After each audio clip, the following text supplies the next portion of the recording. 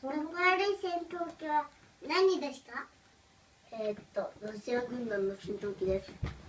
それじゃあ青い戦闘機は何？青い戦闘機は F18 の戦闘機です。黒い戦闘機は何？黒い戦闘機は F117 ですが、これが全部いろいろです。それじゃあ銀の戦闘機は？銀の戦闘機は F22 です。はい。それじゃあ水色の戦闘機は？知りません。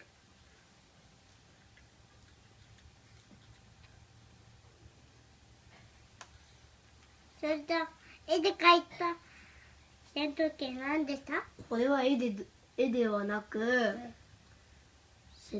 コンピューターで線で描いた戦闘機です。これをしないと戦闘機の紙戦闘機はできません。そうか。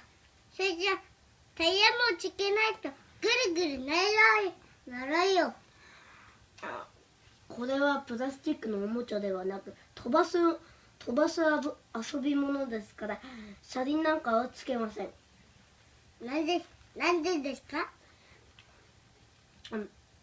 車輪があると車輪を入れるときに大変になって、テープを開けようとしたときに破れたら大変ですので、車輪をつけないでしました。そうか。それじゃあ赤い戦闘機は何？もう言いません。赤い戦闘機は何？知りません。赤い戦闘機は知りません。知りません。赤い戦闘機は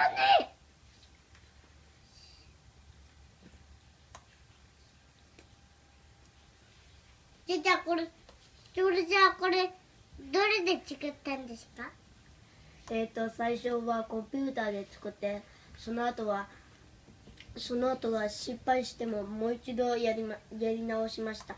それでコンピューターで底を縫って、それで消しました。そしてコピーを紙でこうやってして、そして戦闘機を作ってこんな風になりました。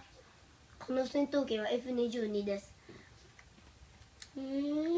飛ばし方もいろいろあって、戦闘機には、そしていろんなやり方もあります。そうか。